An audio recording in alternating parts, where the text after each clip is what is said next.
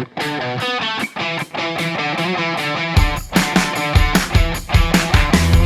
in today's podcast, I am joined by a return guest in the form of Anthony Kaminskas to discuss his new bookmaker website, AKBets.bet, and to answer some of the many questions we all have on how it all works and why you set it up. First off, Anthony, talk me through the last few weeks on the launch of AKBets itself. It sounds like it's involved a lot of work to get it up and running. How much time have you been putting into it all? Good to see you again, Pete. How much time have I been putting into it all? Basically all my time, the last month in particular, all my time trying to get it up and running. We finally got up and running, I think, on the 10th of March. So yeah, as close to every waking hour as it's been, to be honest with you. Like my own personal betting has took a huge back step recently. And just throwing all my attention at the website. There's a hell of a lot still to do, but yeah, it's up and running. It functions well, and it functions as I'm happy with on day 12. But there's a lot to do. I'm just trying to get through the list of things to do, basically. Yeah, because you launched the Friday before Cheltenham. Is that right? Yeah, probably too soon, to be honest with you. But the aim was to get up for Cheltenham.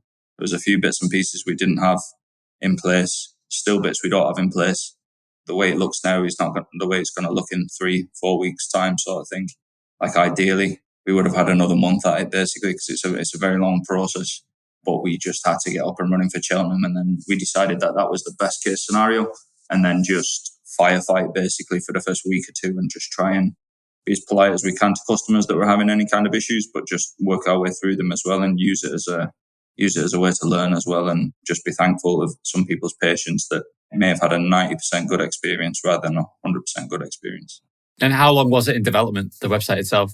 A long time, to be honest with you. I popped over to the boys in Wales, DragonBet, the Levels in September, October, talking through a lot of platform options with them, white label options. White labeling was always going to be my only option, basically, because anything outside of white labeling was probably going to cost me 5 or 10 million quid. So that wasn't an option for me, sadly.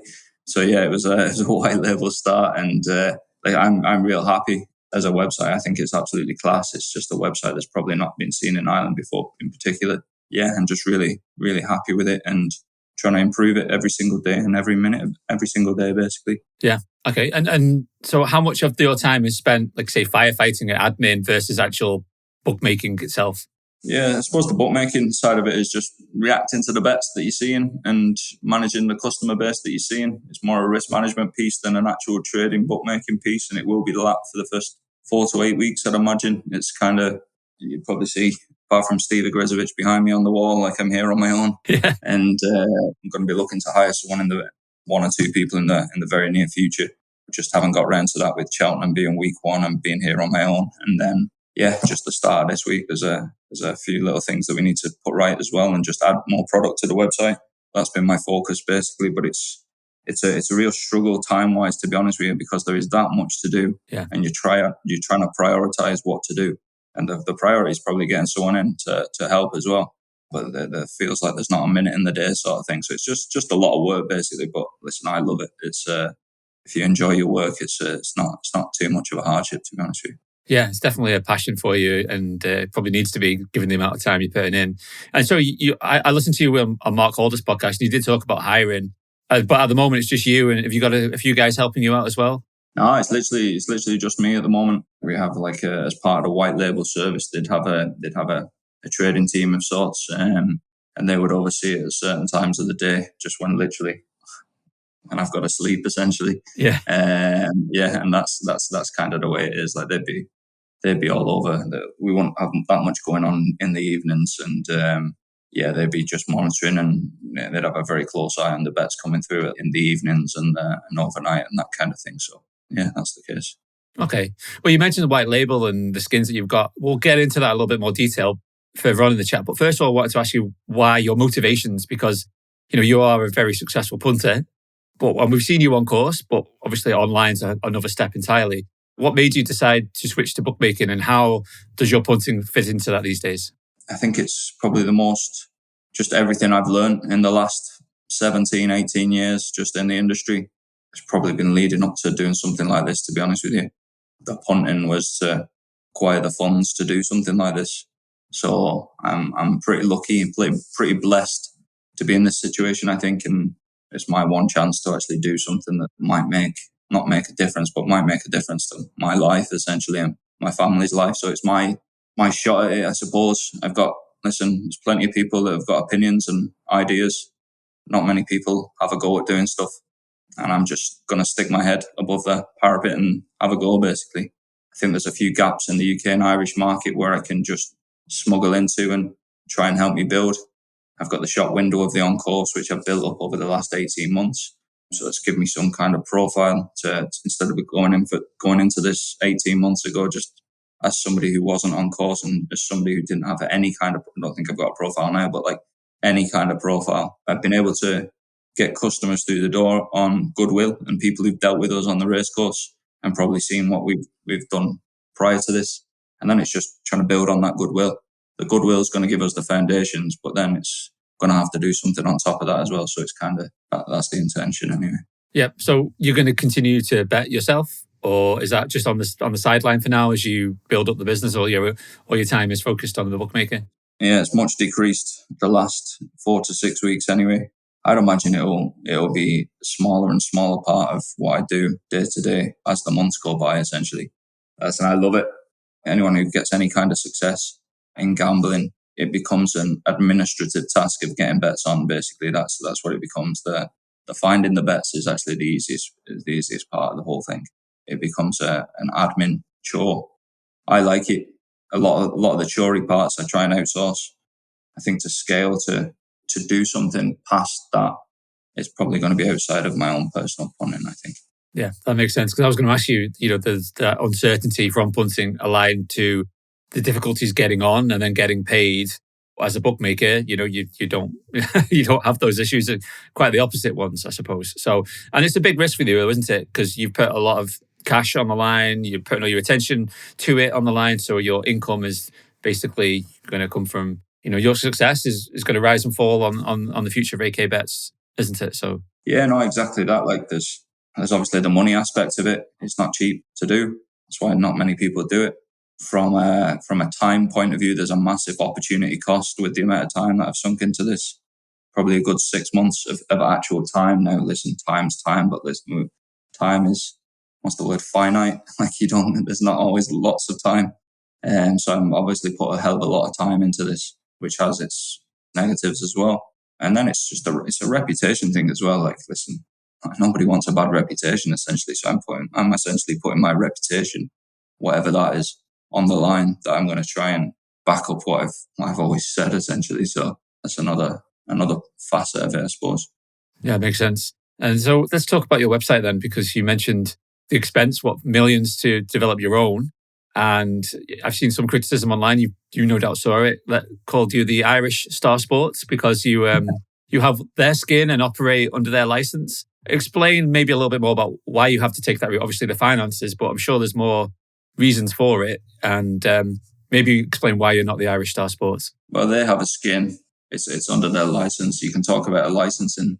I was quite amused by some of them comments. It's always the guys that are seem to be a little bit pissed off with life that always make these comments, and they're like, "Oh, that's the same one website as this one," and I'm like, I think sometimes you give people too much credit about what they know. I was like, I thought you knew. Like, was that not obvious? I don't know. Like, they're digging into small print of terms and conditions to things. I'm just like, just use your eyes on the homepage. Do you know what I mean? But anyway, so that's that. But yeah, it's under the Star license. But the tech that I use is from another company. And imagine Star used the same tech as well, but the tech is a totally different company altogether. So yeah, like that's what it is essentially. It's very expensive. If anyone's got 50 or 60 grand a month sterling and wants to give it a go, it's there for you. But if you don't have that, you're not going to be able to use this tech. White labeling was going to be my only option from a cost point of view, and the amount of money it's costing, you try and build it yourself, 50 or 60 grand a month is going to be small change compared to what it's going to cost you to actually get set up on this kind of thing. So it's still a hell of a lot of money. But yeah, that's the situation anyway. That's what it's going to cost to run this website and get people in, and so I'm willing to have a go at that. I did all my research when I spoke to the DragonBet guys. I piggybacked a lot of their research. They were very helpful for me, and I kind of tried to add a little bit on myself as well from my own slant. I went through all the white labeling options. this technology that I've got is the best option. It's the most expensive option. So for me, it's all about, as it was with my punting, as it was with my racecourse business, try and buy the best racecourse pitches I can, or don't do it. And it's the same with this as well. If I was going to go the white label route, I wanted the best tech. And this is absolutely class from a tech point of view. So I'm very happy. Tell me about what the tech provides to you. What's the advantages of that technology versus perhaps some of the others and the flexibility it offers you? Yeah, I think it's incredibly slick. I think just looking at the website and looking when you load a race and looking at the homepage and every single page of the website, I think it's exceptionally slick. It's really easy on the eye. User experience is very, very good. That's a massive thing. There's a lot of stuff to do with tech that the people listening to this podcast who haven't worked in a bookmaker's head office wouldn't understand. A lot of the tech is back-end stuff that I can see that you can't see. Yeah. And how you manage and work around markets and how markets display, how each way terms display, little intricacies of what you can do around liabilities, how you can manage customers, how you can manage feeds, how you can manage a plethora of different things. You don't see that in the front end, the back end of this tech. And I've seen the back end of some tech, and there's a lot of gaping holes in some of the competition. This tech's really, really good. Like there's some stuff in the back end of the platform that I use that is superior. There's some that's inferior, but there's a lot of stuff that's superior to the stuff that I would have been using at Paddy Power. Like I'm paying for it, but I'm pleasantly surprised with what it can do as well. So yeah, I'm really, really happy with what it can do. I think I can add a lot of stuff, even just for the platform, with the little holes that I can see, and I can add value to them by getting improvements for my own back end that are going to then help service them with other businesses and things they do. So there's a lot of synergies there. But yeah, just overall, I'm really happy with the way it looks front end, and I'm really happy with the back end as well. So yeah, well, I've used the Star Sports site. Obviously, it's the same layout, and that's always quite user friendly and easy to bet with. I know it's the same with you as browsing your website earlier, and very easy to find the information you want quite quickly, and it flows quite well. So you talk about that flexibility. Obviously, we only see that front end, but in terms of the pricing and the odds, you're able to adjust everything, whether it be each way terms, whether it be the odds that you offer, the liabilities, you're able to adjust as you see fit. I imagine you haven't done a great deal of that yourself, or maybe at Cheltenham, but you have that opportunity, do you? Yeah, see, I try and pick the bigger events. As I explained earlier, it's me on my own here. Mm-hmm. I have 100% control of my customer base, my prices that I offer on my website, my each way terms, and my liabilities as well. That is literally me controlling all of that.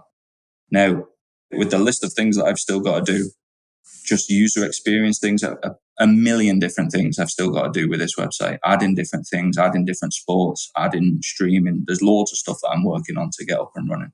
But from a pricing point of view, originally, there's a lot of feed pricing on this website for, like, some people will understand what that means, some people won't, but there's a lot of feed pricing on this website. But I have overriding control. I can change feed prices whenever I want. So as it's me on my own and I'm working every hour God sends, I'm just picking the easy spots where I can put my own slant on things. I've done it a couple of times with the golf. I actually didn't do it this week on the golf because I just hadn't time. But last week I had the live event in for 20 grand with my own prices attached to it, just because there weren't many runners and I could just manually do it myself. As I keep pointing out, I'm on my own here. I had different early prices, not totally different, but like I was making changes to early prices at Cheltenham, basically just because it was a big meeting. I could add. There were instances where the feed was telling me to go 7-4 John Bon and I was going 15-8, and like I could stick it in to lose 5-10 grand sort of thing. I think we had them in for 10 grand in the morning of Cheltenham. So like, listen, at the moment, as things stand, say like tomorrow, I'm not going to be toying around with prices at Sedgefield tomorrow. That's just not going to be happening. But for the bigger meetings where I can actually just change the odd thing around, that's an option for me at the moment. Long term, because I have that control over my pricing, once I've got people in here with me that I want to empower to do their own stuff with their own pricing as well and take positions, that's something we're going to be doing. But listen, we're on day 12 here. We haven't invented the wheel yet, I'm afraid, but it's hopefully coming. Yeah, because I was looking at your live golf prices last week and I noticed you were, I think it was Abraham Answer, you were quite big on him. I think you were market best prices and terms on him. Yeah. And I think it was Jason Kokrak you were quite short on, obviously, whether you fancied him or your liability. But I was just noticing, like, for the shrewd punter, you can maybe find a couple of golfers that you can take on. What I want to back, yeah. The ones that I'm pricing myself, if you want to have a look, you probably know the ones I'm backing. I've gone off a cliff with Jason Cockcrack in the bloody live event. So you probably want to fade me on that one, I'd say, going forward, just like Tyrrell Hatton. But like I think we were 18s or 20s answer. It was generally 14s, 16s, and we had it to lose 20 grand. On the website, you could, at one click, a new account could have a bet to win 20 grand. And that's kind of the stuff that I can do, like quick winny stuff. It's not going to appeal to everybody. Obviously, people aren't having bets to win. Not everybody's having bets to win 20 grand. But if you think I'm changing a price at Sedgefield and giving you a bet to win 20 grand, it's not going to happen. But there's certain spots where we can take positions on higher profile events, basically, and that's essentially it. Because one of the things you've said in your tweets is, good prices and big limits. And you want to, encourage people to, maybe they've been cut by other firms and restricted, but you're willing to take some of that action. We'll probably talk about, how you approach punters. But there was a question that did come up, we're talking about liabilities and what have you. I guess concessions are not going to be part of it, are you? Because that was a question, whether it be extra places, best odds guarantee, that's just not on your radar, is it? No, I think, listen, they're nice things to have. Best odds guaranteed as a concept is why I'm getting so many customers, because the firms that offer it can't service customers with it. Mm-hmm. So they close them down. I can trade a customer that with best odds guaranteed might not be profitable to me, but I can make a case. For me, it's all about I'm trying to make a case with the customer. Can I lay this guy? I'm not trying to find reasons why I can't lay him. My approach is I'm trying to find as many reasons why I can lay him, and try and lay him. That's the way we're going to try and do it. I'm sure we'll go through it, but there'll be certain instances, and I've been online 12 days, and there's guys we've got rid of already, and I can tell you the behaviours that we won't tolerate as well. Let's get into that. Let's talk about that, because there was some debate with someone who you called an arbor, and he was coming back to you about that. What do you mean by that, and what type of customer are you kicking out already? Arbors I don't have too much time for, just in general. For example, like as I mentioned, I'm paying 50 or 60 grand a month for this website. I have a 2% turnover tax in Ireland, so especially if you're arbing in Ireland, you've absolutely no chance of getting a bet on with me. But what I'd also say is people bump into arbs in error.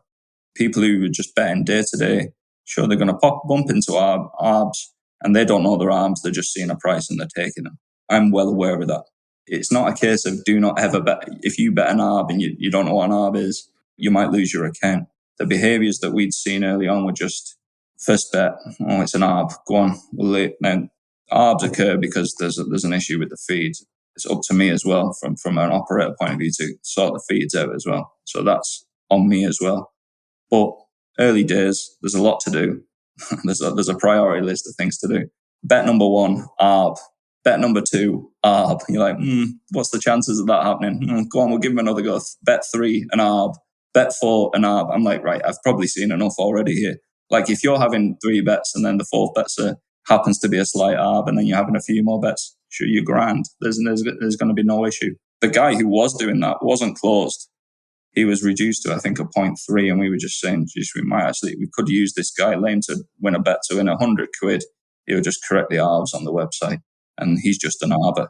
My opinion on arbors would be there's this thing out there called the stock market, and if you want to arb properly and win millions of pounds, and if you've got any kind of intellect about you, go and bet on the stock market, because you can bet away freely on that and find opportunities like that. Sports books, listen, if you're a 50, 55-year-old fella and you're still arbing and wondering why you can't get bets on, it's probably on you, not me. Yeah, I see. And so it goes back to the feed prices, doesn't it? And then looking at Betfair. So all these things, factor into it. People will get specific with definitions. All I know is that bet is an arb. Well, people will say, well, I've never arbed in my life. I've never laid anything back and locked in a profit. It's irrelevant to me. Yeah. I can only see one side of the transaction. And if every bet's an arb, I don't care if you're locking in profit or you're riding the arb, you're arbing at the end of the day, and you're not going to last too long on here. I'll give you the flip side of that, because that involved rugby bets, I think. The flip side of that is we had a guy, first bet, 1,200 quid, rugby league handicap. I think it was Friday night last week. Placed a bet on a Wednesday, 1,200 quid, bet to win $1,000, I think it was, or bet to win 1,100 quid or whatever it was. Didn't follow in any follow-up mucky accounts. Allowed me to assess the market. I actually ended up leaving the price as it was. The price stayed static until the Friday, shortened up to 4 to 6, won. In my head, I'm like, it's cost me $1,000. In my head, I'm like, that's brilliant. That guy has had a bet. He's not tried to do anything sneaky, following it up on another account with another bet. A couple of days later, it's crashed before the off. and his bets won. And I'm like, he might have something there. He's told me something that the market didn't know for 36 hours after he had his bet. And I'm like, sure, he's going to get a bet. He's going to keep getting a bet doing what he's doing there. The behaviors we won't tolerate are basic art business, like persistent bad each way business. Like we had a football customer. I have too many markets on football at the moment. I've literally got 1 million markets attached to every game. I don't need all those markets.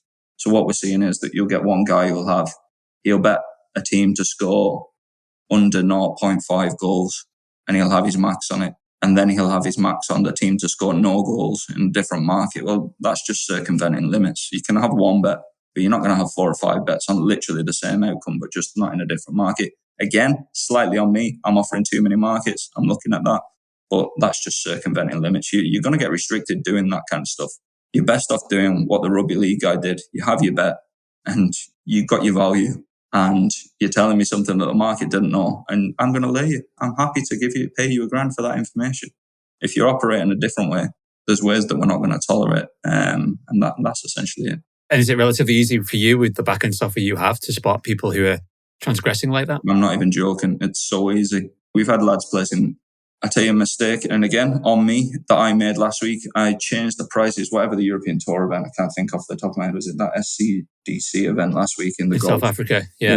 I put that in for $20,000 again, changed around all the pricing. To do that, I had to take it off the feed. So when you take an event off the feed, you're in absolute control. You're in control of. So what I should have done is I should have put the feed back on before I left that night.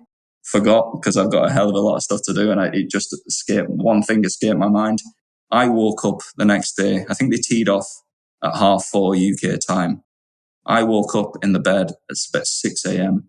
And the first thought, about 2 seconds after I woke up, I immediately just went, I didn't put the fucking feed back on in that golf event. So I had to get up, get the laptop up, put the feed back on. I've laid 7 bets on the golf in the first hour and a half. Every single player is either 1 under par or 2 under par, just at stale prices. And it's all to the same customer. What am I going to do with that customer? He's opened an account. He's placed 7 stale bets. It's my fault for leaving it up there. It's also his fault for taking the absolute piss. He ended up backing 1 placed golfer, 6 losers. He won 10% on his turnover, and he's not got an account anymore. So there are behaviors that you'll tolerate, that you provide information. But if you're doing stuff like that, I'm afraid you're not going to be entertained. And it tends to be those type of customers that moan they can't get on, but they probably should just have a small look at their own behaviour as well. So when it comes to, you mentioned the rugby league better, are you going to use him potentially as a mark? You're going to use him to help with your prices, those kind of people? Yeah, he's a comment. Like I'm getting a lot of trade accounts with lads who work for bookmakers, the dots. It makes me laugh anyway. We're going to try and do it a small bit different. We're going to lay, as long as you're not taking the absolute Michael, you're going to get a bet of sorts, basically. I was laying a guy, established quickly that he's better than the feed prices on rugby union. He was trying to bet unders points on an under 20s game, and he's messaging me moaning that he can only get 200 quid on. In my head, I'm like, I'm just giving you 200 quid to press that button there, and you're moaning at this. Yeah. You can't be all things to all men, is what I'm learning very quickly. We're going to do it our own way. If you play the game fairly, you might be able to take a few quid off us. If you don't, you're probably not going to be tolerated. But then again, these are handfuls of customers. Like we're talking, as the firms do point out, that you're talking handfuls of customers. I want to work with the handful of customers. If they want to play for that mark, they can play. But like new accounts, or the majority of customers are fine.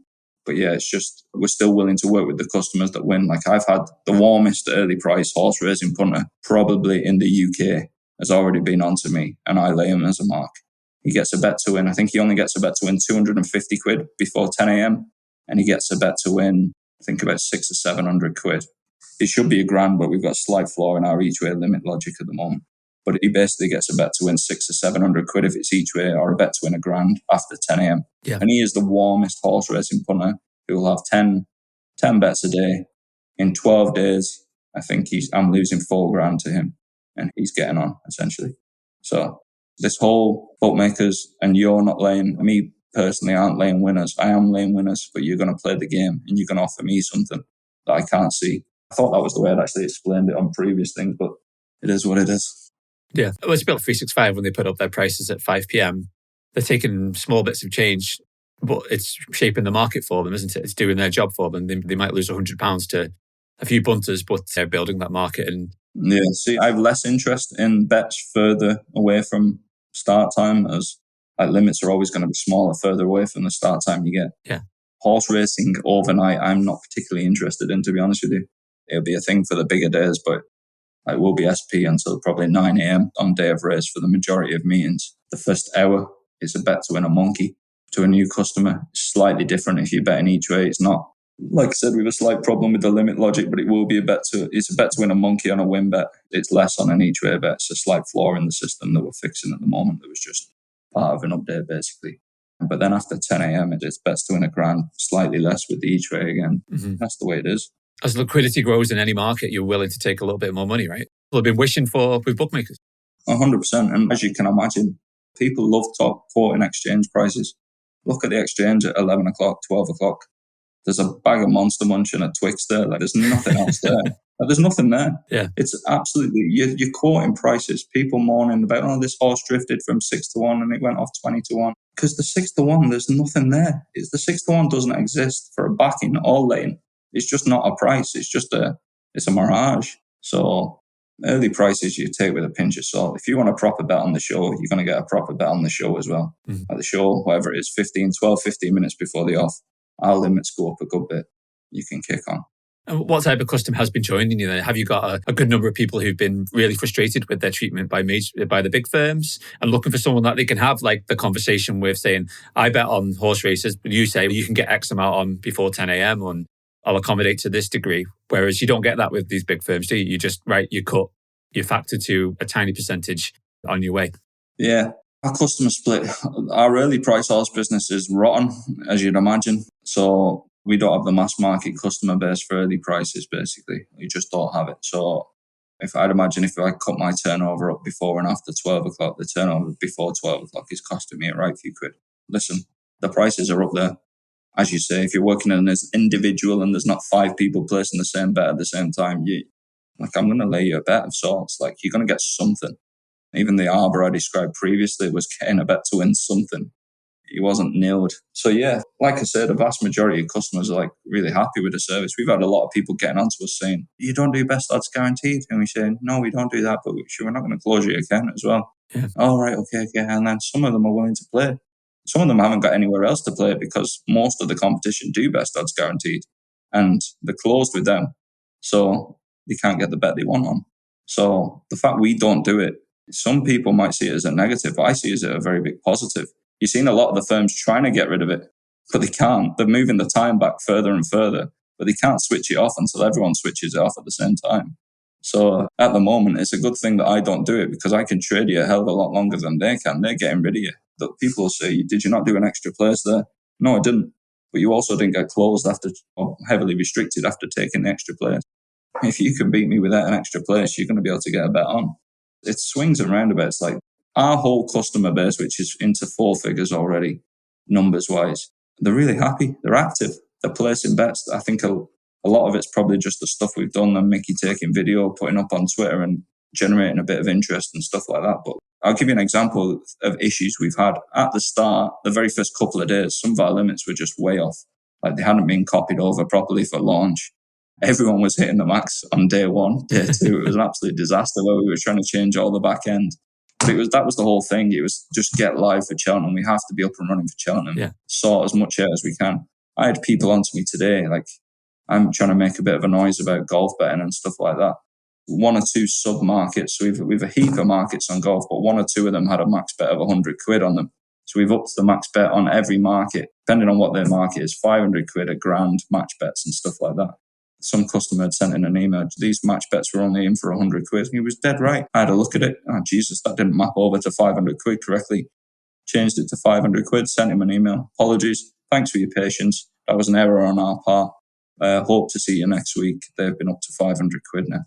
That's essentially what it is. Like if you encounter an issue, I'll actually tell you my reasoning. Like with a lot of bookmakers, you get the email, you've been restricted, it's a trading decision, can't give you any more information. If you email me and if you're polite about it and just say, listen, those limits weren't great on that. Mm-hmm. Can you have a look? Like the guy did with the golf match bet earlier. I had a look and it was just an error. It was just an error in the system that hadn't mapped over properly. And the limits got raised, and I told him that he's happy to play from next week and we'd be happy to see him, sort of thing. So if you're encountering issues, and listen, my DMs on Twitter are absolutely through the roof. I'm absolutely knackered just replying to them. But like, people are flagging issues up to me and I'm trying to rectify them as well. So that's the way it is. Yeah, and it probably goes for other sides, like the people that maybe can't get the bets on, and there's a good reason for it. It's not you put a limit on, it's just you need to change something. It's no, because you're taking the wrong type of business. From my understanding of talking with you, it's, you're an open book. If you have a problem, come to you, and if you'll give you a straight answer, which is generally what people have been missing with the major bookmakers, isn't it? You get the trading team and that's your account email and that's it. There's no, can I get a little bit more on? It's the Grand National. No, you're still going to get 2 pence on or whatever it might be. Yeah, exactly. Yeah. So like, the answers people hear are not always going to be what they want to hear. But I'm going to try and tell you the reasoning and the logic. And you can come back with something else as well. But I'm going to tell you the truth as well. So I'm essentially as close to an open book on that stuff as I can. Obviously, don't want to lay it 100% winning punters. But if you can tell me something that and correct a price and provide information that the market doesn't have, and you're willing to take a bet to win a few £100, you're more than welcome to come bet with me. It's kind of bringing, without giving it to, a lot of people moan or talk about the black market for different reasons. You can get bets on to win a certain amount of money, but then people will talk about it from a regulation point of view, and there's comments on both sides. But I'm trying to bring it's just the knowledge that the black market has into the legalized market, essentially, and the experience that people have had in the black market. Like, we all know about the black market, and just trying to change the way corporate bookmaking's been done, basically. It's given me my niche into the racecourse, and I'm hoping that it continues to give me the niche with this website, essentially. It's really interesting to hear and your motivations and what your customers are talking to you about. I was going to ask you as well, so in terms of the back end, how you profile customers. Is it P&L? Is it beating closing line? Is it benchmarking to Betfair SP, or just a whole mixture of things? Yeah, like you say, it's a mixture of things. P&L means nothing. I don't care if you're winning or losing. One of the smartest football customers that I've got on my website in the first 12 days is losing money. And he's definitely the smartest football customer. He'll be winning money at the end of the year. I'd be nearly certain of that. Yeah. But he's losing money at the moment. So P&L means nothing. A lot of it's closing line related. It's what type of market you're playing at what time and what the limit is and what you can get on elsewhere and what would you expect that event to be in for, and how volatile do you expect that market to potentially be in the day after you've had the bet, if it's a sports bet and things like that. So yeah, there's a few different variables. Closing lines is a good one, but obviously you tend to be making some decisions you're making on customers before the closing line's even known, but you just, by the type of the bet it is, basically. Mm-hmm. It's not an R, but in a day it would have been an R. In a day and time after it's moved 3 ticks, and it's on a football match and it's on some obscure international. I can see just like stuff I would have done myself, basically. You can just see it a mile off, basically. And if they're willing to play for a bet to win £100 or whatever, £200 on some of that absolute rotten stuff, you're going to get it with me. Now, people will say, I thought you were laying more than that. My point to that would be, you're getting a bet to win something with me. Like, you're not being turned off. If every single licensed operator in the country operated the same way, you'd be getting a bet to win 50 grand. The problem isn't with me. I'm going to lay you a bet to win something. I'm not going to lay you Argentina v Panama to lose 5 grand. Like, it's just not going to happen on some Asian handicap market. It's not going to happen. But you're going to get some bet to win something. And as long as you're not taking the absolute mick, I'm happy to work with smart lads. Like, I've worked with smart lads professionally for the last few years. I'm used to dealing with smart lads. And I'm also used to dealing, probably the way I would have operated myself as a punter 5 years ago. Get everything you can out of it, hit every single market and burn the account and move on and get another account. But like, it lasts for so long, and it's probably not the way to try and foster a relationship, essentially. What I learned personally and professionally over time is, instead of burning everything, it's more advantageous long-term to build than burn, basically. Yeah, and I think you probably just work that out as you get older, essentially. Yeah, there's also a journey, isn't it? Most punters, when they first get a restrictions email, think, oh, how exciting. They start telling people I've been closed by a bookmaker. By the time you get the 50th one or whatever, it's old hat and it's incredibly frustrating. And it's that journey. And then people either move to the exchange or they give up, or maybe they try and hit shops or whatever it might be, or become a bookmaker. Oh yeah, the first personal betting account I ever got closed in my own name was Bet365. And Jesus, I was delighted. Couldn't believe it. Geez, look how smart I am. I'm so smart. This massive company can't take bets off me. And you tell everyone, they're massive, that company, and they won't take bets off me. Listen, your 10 mates might be impressed, but it doesn't get you anywhere long term.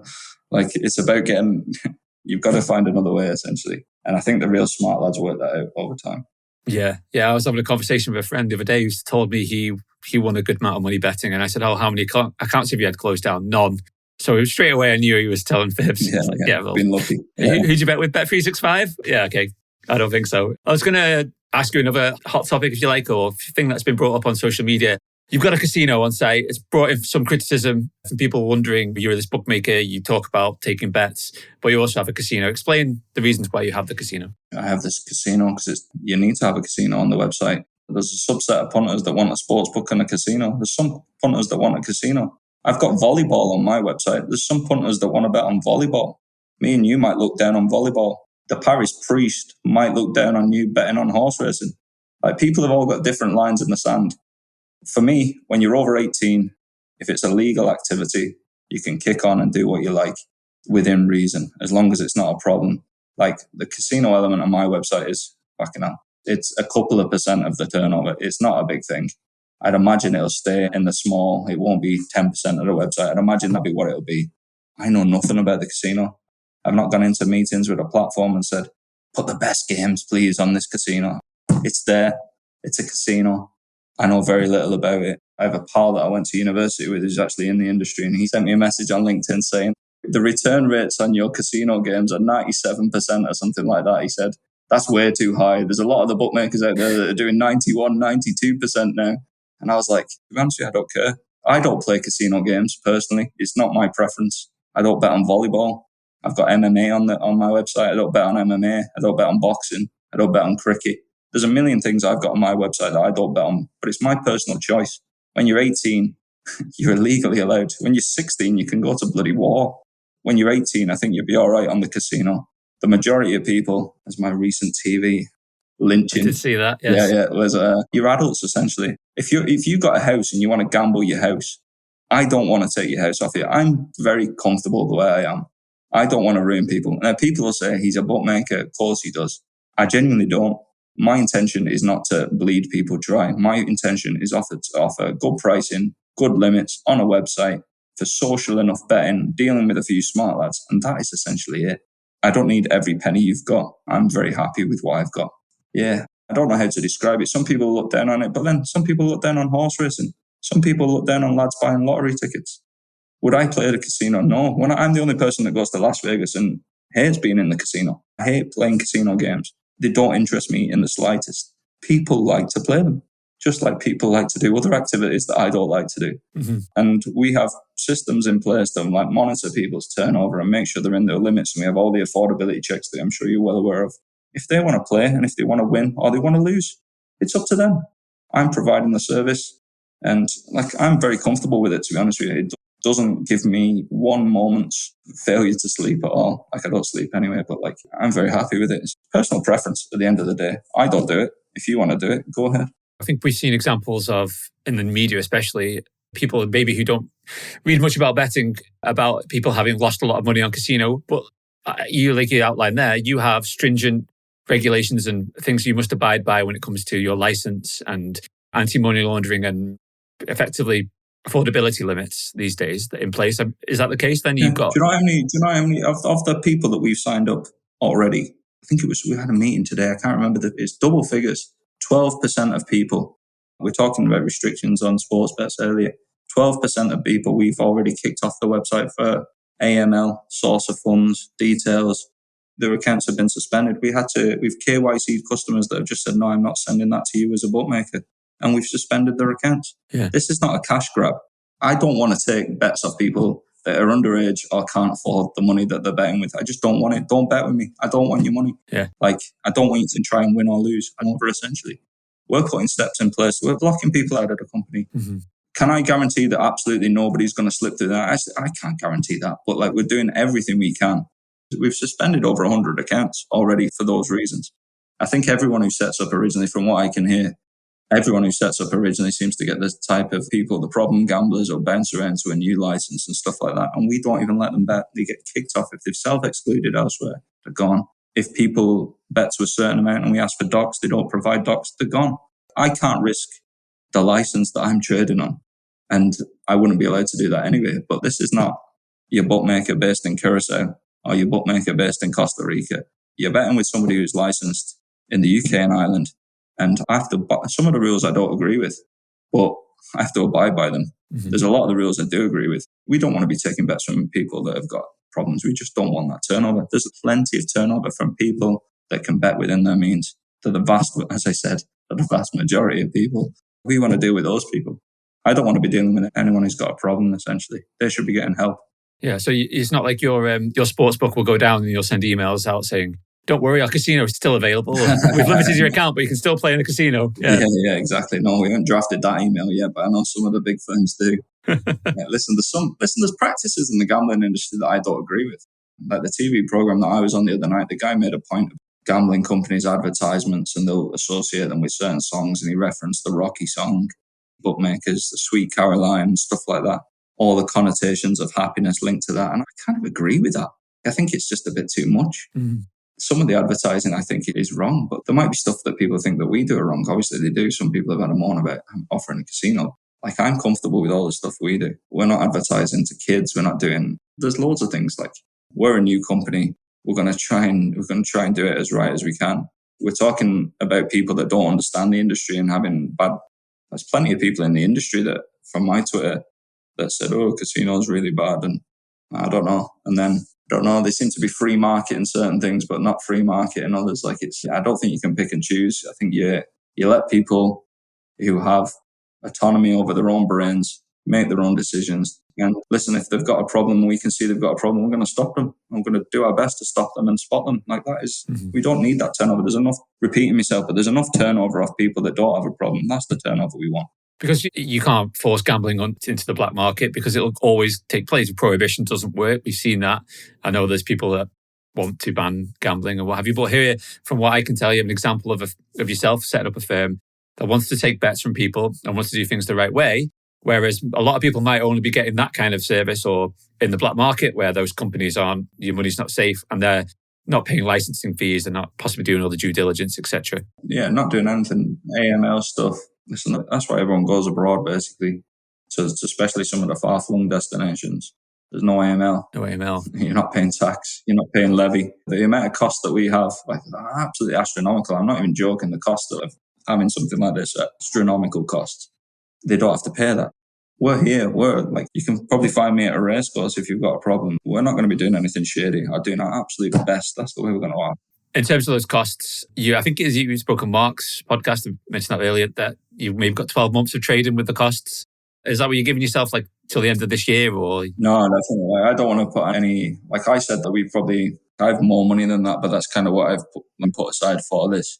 The first 12 days suggest to me that we're going to be around for a long time. Basically, we're going to be around for a while, that's it. Okay. If I had to price those being here in 12 months, you'd be hundreds on.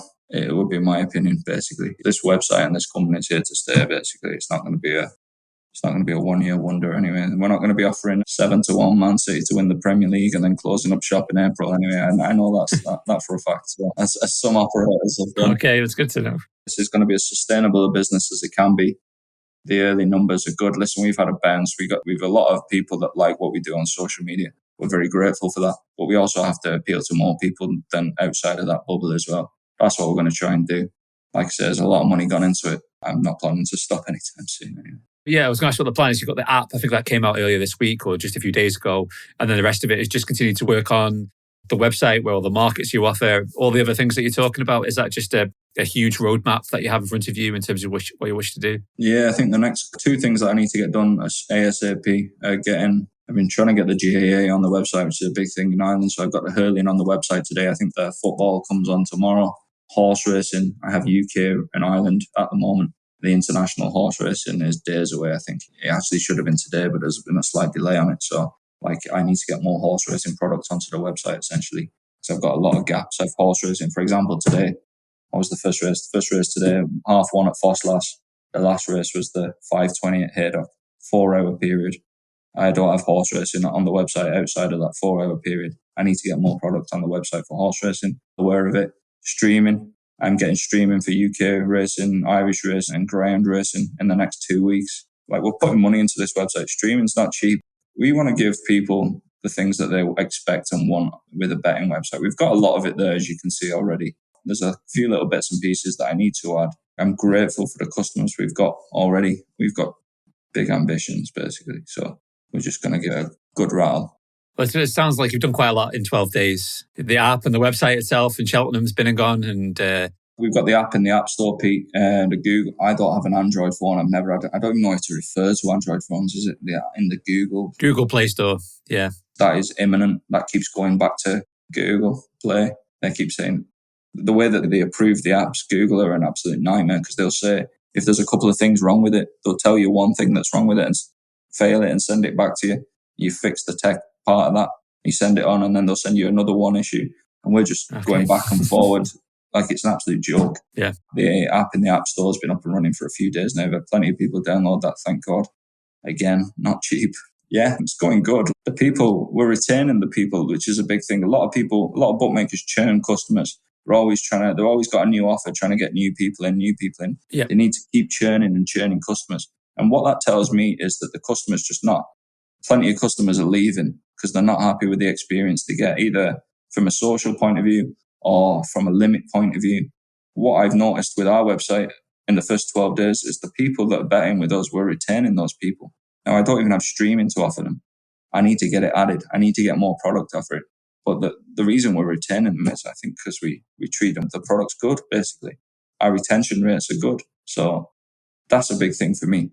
It's not about just getting the customer through the door. It's about keeping them as well. And as we've seen with our racecourse business, we can keep customers because of the way we operate, basically. Yep. And the OnCourse Business is going to continue. Is that going to take a backseat now? Is it going to? Yeah, some of the winter months are quite quiet for us because we don't do some of the national hunt tracks in Ireland, some of the country tracks, like we don't do Thurles, we don't do There's certain tracks that are beyond that you'd see on that we don't do. March is one of our quietest months. I think we have 9 days in March and 2 of them got called off. I think one did. Navan got called off last week. Put the replacement card on last Monday. It was very quiet. But it would have been a good if it was on the Saturday the previous week, which was when it was supposed to. So it's been quiet enough for us. But I think we've been, since the website launch, we've probably been to Dundalk once, and that's it. It really ramps up from us from mid to end of April till end of September. It's carnage. Like, we are racing probably May onwards, 25 to 28 days a month. I have a separate team for that. The team that I've worked with essentially for the last 18 months building the OnCourse business up. Listen, they're very capable people, so more than capable to run it without me now anyway. So my intention is to go all Ben Keith on it and turn up at the big days and that kind of thing. But I might turn up when it's nice and sunny as well. But yeah, you won't get me in the lashing rain anymore. Those days are gone. Yeah, I can imagine why you're not on course in December in Ireland so much. Yeah, it sounds fantastic. Great to see many people in the industry complaining about how they're treated by bookmakers. And we've long asked for firms that will listen to us and listen to punters and willing to take money and willing to engage in conversation and talk about betting realistically. And naturally, as punters, we can't get everything that we want on, and each way bets or whatever it might be, which are obvious, sharp bets. But for those of us who want to get a good bet on, it's great to have another location to do that. So I wish you well with it, Anthony, and it's great. Thank you very much for coming on. I know you've probably got a million things still to do. My final question, though, I was going to ask you about your odds to stay on this year, but you've already given me a price. I was going to ask about your AKBets hoodies. Are you going to be giving them away? Because I know Pinnacle Sports used to do that. I think they had competitions, and I think there's your marketing idea for you. We've got a new support. To be honest with you, I've got 4 hoodies myself, right? It's 4 of the same hoodies. And I've probably worn them for maybe 250 days last year. And they're slightly fading now. So we've a new supplier coming, actually. We've ordered a load of new kit for this year. Just stuff to wear for the lads and sizes that probably fit some of the lads as well. We've got new gear, so these are probably going to be made redundant soon. So we might have a giveaway for you. I might send you one there for your next video. Okay, I'll wear. I nearly wore a hoodie today, but obviously I'm just going to get outdone by you and your orange one. No, thank you so much. And yeah, the website's looking great. Thanks for coming on, answering all the questions, even some difficult ones. And look forward to interviewing in a year's time when you've taken over Paddy Power's headquarters or wherever it might be. Yeah, we'll see. We won't go that far, but yeah, no, listen, we're gonna give it a go anyway. And listen, I think there's space for us in the industry anyway. So we'll try and smuggle our way into there anyway. Okay, thank you ever so much and best of luck for the rest of the year. Keep an eye on AKBets. Is it AKBets.bet? We haven't given out the links, have we? So it is. It's AKBets.bet. We own the .co.uk and .ie domains as well. They'll be probably linked up to, they'll actually just link up to the .bet, but it is .bet at the moment. So yeah. People can grab you on Twitter. You're very active on there. AKBets87. Yeah, need to calm down on the Twitter. I think too many, just you're trying to respond to everyone and trying to be polite to everyone and stuff like that. And even people are just making just outrageously daft comments. You're just I try and half mess around with some of my answers and then try and give serious answers to others. I don't take it too seriously, but yeah, it's always a bit of crap. Okay, well, there you go. You can reach out to you, can get in touch and go open an AKBets account. And good luck getting your bets on if you're betting on horse racing at 5 p.m. the night before racing. All right, I wish you all the best, mate, and speak to you soon. Thanks, man. Cheers. Good luck. Cheers.